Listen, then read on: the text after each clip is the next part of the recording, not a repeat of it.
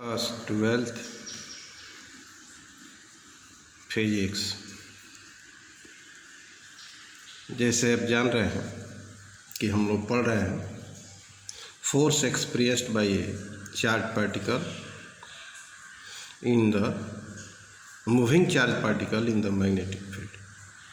कल आपको मैंने बताया था कि जब कोई मूविंग चार्ज मैग्नेटिक फील्ड में मूव करता है सम वेलोसिटी के साथ, तो उस पर वह फोर्स अनुभव करता है।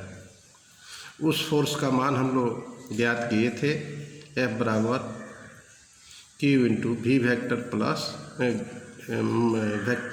We vector cross B vector, अर्थात in the form of magnitude हम लोग लिखे थे V बराबर Q, F बराबर Q V B sine theta. उसके कुछ स्पेशल केस भी हमने बताया था। आज हम लोग फिर देखते हैं कि मैग्नेटिक लॉरेंज फोर्स क्या है, या इसको सिंपली लॉरेंज फोर्स भी कहा जाता है। लॉरेंज एक वैज्ञानिक का नाम है। Magnetic Lorentz force. देखो, लॉरेंज साहब ने बताया था कि when a charge particle suppose that Q moves in a region where both electric field and magnetic field exist, it experiences a net force called Lorentz force. उसको हम लोग क्या कहते हैं? लॉरेंज फोर्स कहते हैं। अर्थात when a charged particle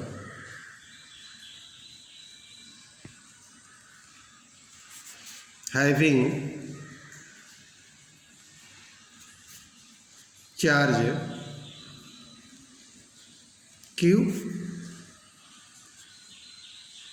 moves in a region where both electric field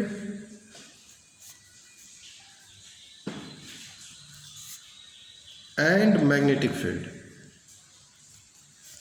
electric field को E से डिनोट करते हैं, मैग्नेटिक फील्ड को B वेक्टर से।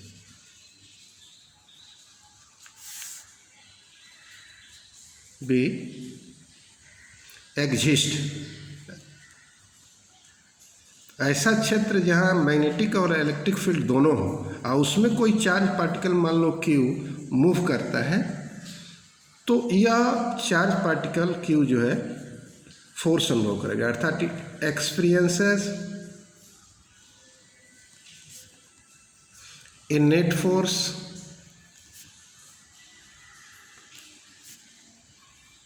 called Lorentz force। Lorentz force. अब देखिए, तो इसका मतलब है, क्लियर है कि लॉरेंज फोर्स अगर F से डिनोट कर दिया जाए तो F बराबर हो जाएगा force on charge due to electric field plus force on charge due to magnetic field।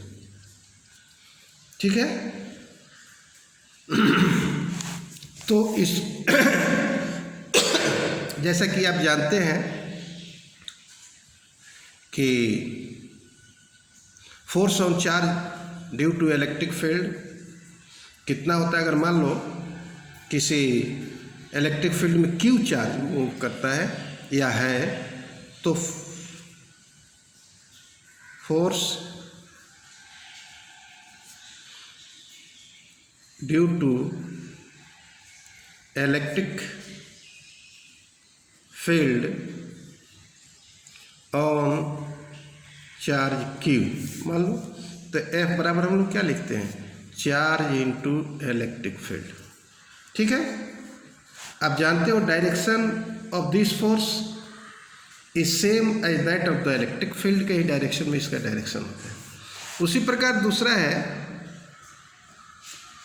Magnetic, इसको हम लोग इलेक्ट्रिक के फोर्स कह देते हैं, electric force. Magnetic force on charge Q moves या moving with velocity v at a certain angle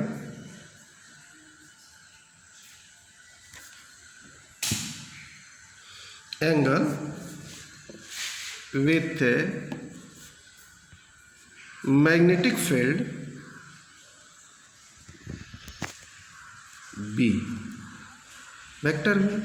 तो वह कितना होता है, तो मैग्नेटिक फोर्स को आपको हमने बताया है Fm बराबर Q charge V vector cross P vector, इसके बारे में हमने बता दिया है। तो यह हो गया, देखिए इलेक्ट्रिक फोर्स, और यह हो गया मैग्नेटिक फोर्स। आज दोनों का सम अप अर्थात नेट फोर्स जो होगा उसी को हम लोग लॉरेंज फोर्स कहेंगे। अर्थात Lorentz force is equal to force due to electric field, force due to magnetic field. इसको इसी डिनोट कर दो, तो इसका वैल्यू रख दो Q into E plus Q into V cross B हो गया। यह हो गया लॉरेंज फोर्स। इसको हम लोग क्या कहते हैं, net force, that is the Lorentz force. ठीक है, अब एक बात ध्यान रखिएगा, इसमें नोट में बता देते हैं, work done by the magnetic force on a charge Q moving with velocity V at angle theta with the uniform magnetic field is 0। यह ध्यान रहे, work done by the magnetic force, ठीक है, on charge Q moves with velocity v vector at an angle theta with magnetic field, uniform magnetic field is 0। हमेशा 0 होता है, यह ध्यान रखें, क्योंकि डायरेक्शन ऑफ द फोर्स जो होता है is perpendicular to both magnetic field vector and the velocity, always perpendicular होता है। This angle between force and the displacement of the charge is 90 degree. और आप जानते हो कि cos 90 का वैल्यू 0 होता है, hence the work done by the magnetic force on the charge is, आप लिख सकते हो W बराबर F डॉट S। तो F डॉट S का मतलब क्या हो गया, फोर्स, मैग्नेटिक फोर्स और डिस्प्लेसमेंट। तो दोनों डॉट प्रोडक्ट है, तो हम लिखते हैं मैग्नीट्यूड रूप में F cos, दोनों के बीच का एंगल कितना है 90 डिग्री।